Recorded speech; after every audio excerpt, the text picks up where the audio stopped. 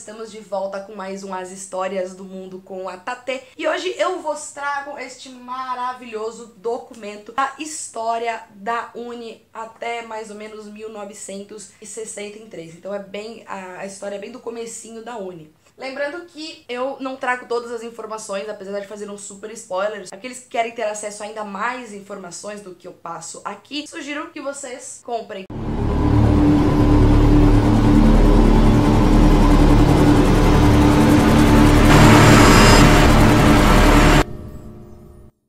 Eu vou começar o livro explicando o que é a Uni. A União Nacional dos Estudantes é a entidade máxima dos estudantes brasileiros. A ela cabe orientar, planejar, coordenar e executar as tarefas relacionadas com os estudantes universitários. O mais interessante sobre este livro é a sua ligação direta com outro livro que eu também estou fazendo uma série de spoilers, que é o 1964, O Elo Perdido. Eu vou deixar o link aqui na descrição, caso você queira saber o que é que esse livro conta e inclusive ter a oportunidade de fazer a relação deste livro da Uni com o 1964. Outra coisa importante é que apesar dos fatos narrados aqui sobre este livro serem da década de 50, 60, a Uni mantém se servindo para o mesmo propósito, apenas alterou um pouco seu modus operandi. Bom, antes de entrar na parte histórica da Uni, é preciso ainda ambientar vocês sobre a organização desta entidade no sentido internacional. A Uni era, e ainda é, no Brasil, o principal instrumento do comunismo internacional, por meio da União Internacional dos Estudantes, a UIE,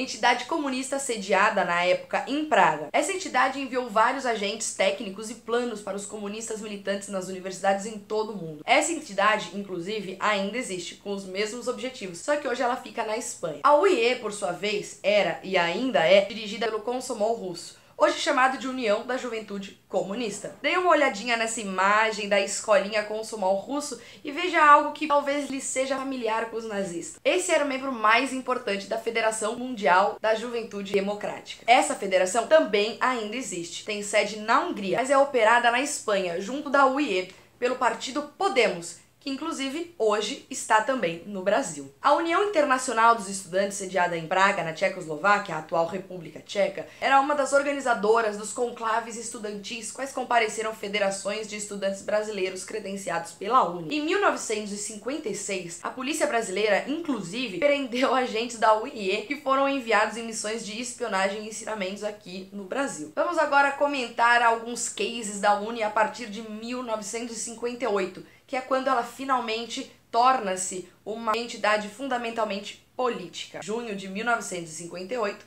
a julho de 1959. Gestão Raimundo Eirado. Fim de 1958, a Uni organizou uma passeata contra o entreguismo de Roberto Campos, que na época era presidente do Banco Nacional de Desenvolvimento Econômico, para, no fim da passeata, depredar o prédio do banco. Para vocês terem uma ideia de quão influente era a Uni na época, eles conseguiram, inclusive, que o ministro da Guerra, Marechal Teixeira Lott, declarasse pela imprensa que a Petrobras era intocável. Essa ação, por exemplo, mostra e comprova que a instituição intitulada estudantil nada tem a ver com questões estudantis, quer dizer, a menos que eles precisem de uma desculpa para não fazer alguma prova. Em junho de 1959, a Uni decretou greves gerais dos estudantes em solidariedade à Faculdade de Ciências Médicas do Rio de Janeiro, que queria a demissão do seu reitor. A greve deveria durar um dia, mas ela se prorrogou até agosto e só serviu para adiar as primeiras provas parciais. O reitor continuou lá. Uma conquista da Uni nesse período foi, palavras do documento da própria Uni, sanar ideologicamente o ISEB, Instituto Superior de Estudos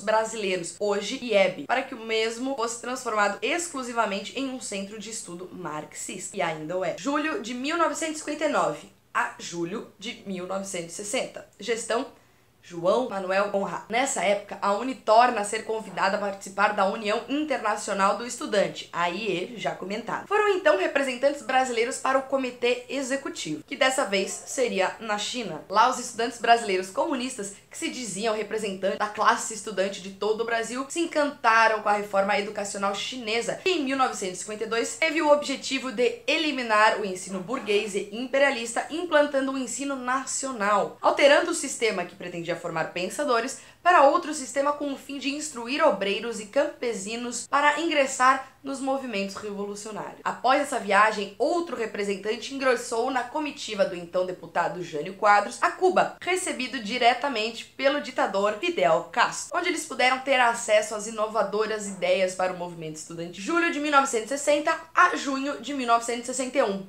Gestão Oliveiro Panais de Aguiar. Esse é um camarada um tanto peculiar. Ele era da Juventude Universitária Católica, jurava não ser comunista, mas mantinha-se fiel ao Partido Comunista. Este só ganhou a presidência porque seus colegas da Juventude Católica, em troca de uma viagem a Cuba, votaram nele. Em dezembro, promoveram uma passeata em solidariedade a Fidel Castro. Para esta organização, a UNE contou com a ajuda de agentes cubanos disfarçados de estudantes, os mesmos que conseguiram com Raul Aparicio Nogales, conselheiro econômico da Embaixada de Cuba na época, as passagens que compraram os votos dos estudantes católicos. Ainda em 1960, a UNE se revolta com Juscelino Kubitschek por ter ido a Portugal. Naquela altura, também estavam tomados por uma ditadura, ao mesmo tempo que enviaram uma carta à ONU solicitando a defesa de Cuba, que é, ao contrário de Portugal, ainda uma ditadura. No mesmo mês que o católico comunista tomou o poder, a UNE ingressou num Fórum Mundial da Juventude em Moscou, Rússia. Então receberam aqui no Brasil uma delegação de estudantes soviéticos. A UNE informa, com a finalidade de estreitar laços e amizades entre os estudantes brasileiros e soviéticos credenciados pelo Conselho Estudantil da União Soviética, a referida delegação veio compostas pelos seguintes estudantes: Gerard Dobrov, presidente, e Boris e Maya Menglet. Segundo a UNE, a sua grande conquista nesse período foi conseguir bolsas de estudos para a Alemanha, Tchecoslováquia, România e Iugoslávia. Essa bolsa de estudos foi resultado da união da UNE com a UIE. Neste período, a UNE estava também lutando contra a reforma educacional, acusando a Lei de Diretrizes e Bases da Educação de antidemocrática, pois supostamente ela anunciaria o fim das escolas públicas. Começou então a UNE a produzir congressos e discussões para a formulação de uma reforma universitária, claro que tendo como base o que foi aprendido em Cuba e na China. Ainda nessa gestão, a UNE promoveu mais greves. Em junho de 61, a ENE, Escola Nacional de Engenharia, desligou-se da UNE, após ser surpreendida por uma salva de pedras pelos filiados da UNE. Depois, em janeiro, a UME, União Metropolitana dos Estudantes, outro braço da UNE, marcou uma depredação da ENE. Como pretexto, usou a reivindicação sobre a péssima alimentação oferecida pelos SASPs. Naquela ocasião, a UME ameaçou seus filiados. Se estes não participarem da depredação, teriam suas carteiras cassadas e seriam proibidos de comer no restaurante da UME. No fim, essa mobilização não deu muito certo, porque alguns funcionários de uma ótica que ficava ali perto denunciou o que estava prestes a acontecer, chamando a polícia. Jânio Quadros, fingindo descontentamento com essas atitudes depredatórias da entidade político-estudantil, enviou um telegrama ao ministro da Educação, na época, Brígido Tinoco. Excelência, primeiro registro com espanto que dezenas de desordeiros, fazendo-se passar por estudantes, depredaram a Escola Nacional de Engenharia, um dos mais altos, beneméritos institutos de ensino superior do país. Verifique, Vossa Excelência, se é possível identificar todo o bando para que os nomes sejam encaminhados, na hipótese que não aceito, estudantes à reitoria e às respectivas escolas, a fim de receberem o castigo exemplar. Verifique ainda se foi aberto inquérito e a conveniência de acompanhar este inquérito membros do Ministério Público.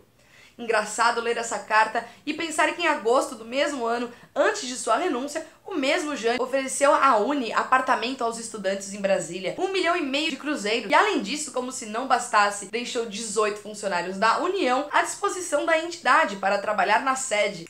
Prometeu apoiar o 4º Congresso Latino-Americano de Estudantes. A partir daí começou o governo a financiar as eleições da UNE, mas não qualquer chapa não. Quanto deixava os filiados sérios, estudantes legítimos a esmo, atendia todas as necessidades dos estudantes de profissão comunista, quais diziam ser a oposição do governo. O movimento político estudantil era também oposição. Emília Nina Ribeiro denunciava todo o cartel em matérias divulgadas pela imprensa. Denunciava também os efeitos da Juventude Universitária Católica, que rotulava seus movimentos de cristão para enganar a boa-fé dos estudantes. Depois de um tempo, a JUC, como eles se chamavam, a JUC, assumiu a pose de católicos de esquerda, liderando invasões no Ministério da Educação. Chegou a um ponto que, extraoficialmente, o C da Juventude Universitária Católica começou a significar comunista e não católica. Julho de 1961 a junho de 1962, gestão Aldo Arantes. Que em 61, com a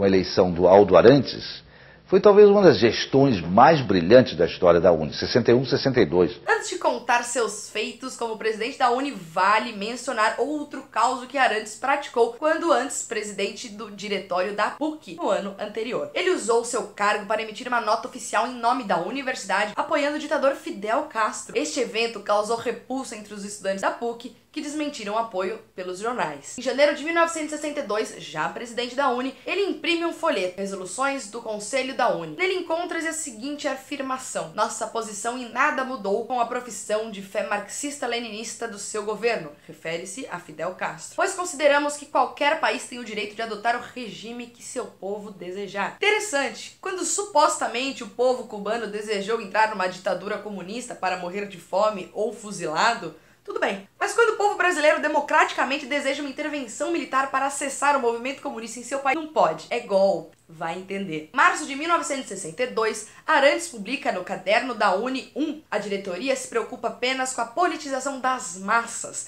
sendo necessária para isso a formação de uma secretaria com funcionários que cuidem da administração. E então nasce órgãos e assessorias com o objetivo de politizar as massas. Mas espera aí, a UNE não era apenas um movimento estudantil? Um movimento que deveria cuidar somente de questões relacionadas a ensino e universidade? Pois é.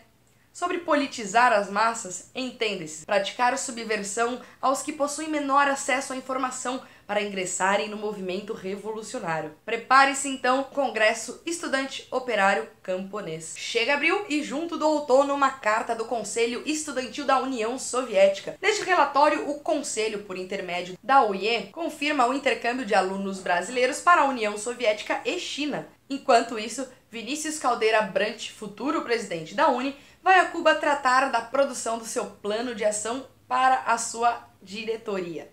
As grandes realizações de Arantes foi, sem sombra de dúvida, mais uma greve, que, como de costume, barrou novamente as provas parciais. Esses caras só fazem greve para adiar a prova, puta que pariu. Essa greve, porém, não foi utilizada apenas para uma pseudo-reivindicação estudantil, mas para promover a pregação revolucionária do traficante Leonel Brizola e pressionar a eleição do senhor Santiago Dantas, que concorria à Premier. Essa greve teve como pretexto a Lei de Diretrizes e Bases da Educação Nacional, que nessa altura havia sido aprovada. Vale fazer uma pequena pausa para fofocar sobre esse Santiago Dantas. Ele foi embaixador do Brasil na ONU, e ao mesmo tempo que os comunistas da UNE gritavam durante suas greves contra seus professores, chamando-os de nazi-fascistas, o próprio Santiago Dantas, apoiado pela UNE, era filiado ao AIB, Ação Integralista Brasileira, que era fascista. Bom, no fim essa greve acabou não dando muito certo, as provas parciais, quais eles tinham também o objetivo de fazer as universidades anularem, não o foi. Apenas alteraram-na para agosto. Todo mundo é machão até chegar a conta, né? Quer dizer, a prova. Naturalmente, não cedendo o fracasso, a UNE justificou sua falha mentindo. Novidade.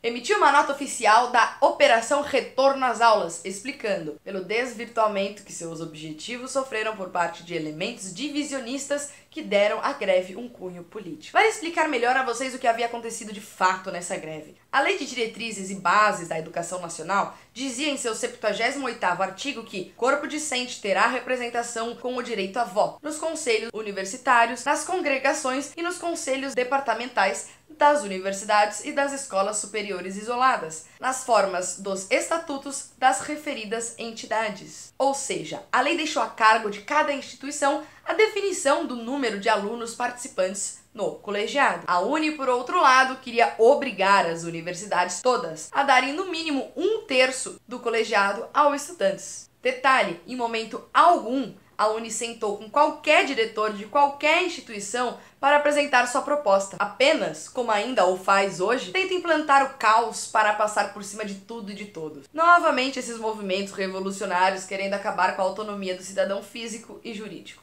Mas interessante mesmo é ler o artigo do jornal da UME do estado de Guanabara, Expondo para quem quiser ver, a UNE, portanto, integrada num esquema de agitação geral, esperava a concessão de poderes especiais ao premier Santiago Dantas. Como tal estivesse demorando a acontecer, ela não teve outra alternativa senão de suspender a greve, fazendo os seus liderados voltarem às aulas e às provas. Tadinho deles. Desmentindo sua justificativa oficial de que a greve teria encerrada por distorções de seus objetivos por objetivos políticos. Desde o início, o único objetivo da UNE é político. Para finalizar a primeira parte do livro e também o primeiro vídeo dessa série, quero ler para vocês a última página, apenas para mostrar que a promiscuidade sexual que vemos hoje nas universidades não é novidade alguma na conduta dos movimentos estudantis. Saca só.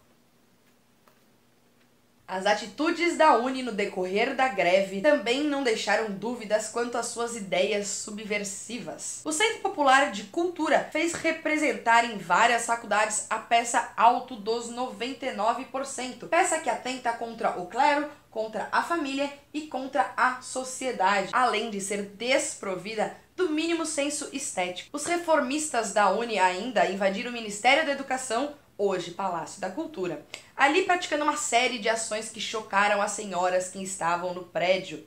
Os reformistas faziam coisas que bons meninos não fazem, e isso publicamente nas dependências do segundo andar, onde se acha o gabinete do ministro. Bom, pessoal, por hoje é só. Se gostou, por favor, dê um like e não se esqueça de se inscrever no canal e ativar o sininho para que você seja avisado dos próximos vídeos. E, por favor, se você gostou de verdade, compartilhe nas redes esse vídeo.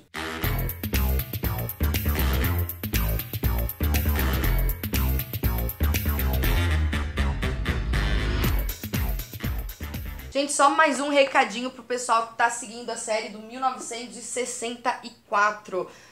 Eu tô entalada numa parte dele que eu não tô conseguindo entender bem, então eu dei uma parada pra pesquisar, conversar com os autores e outros colegas que já leram o livro pra resolver essa situação de conflito.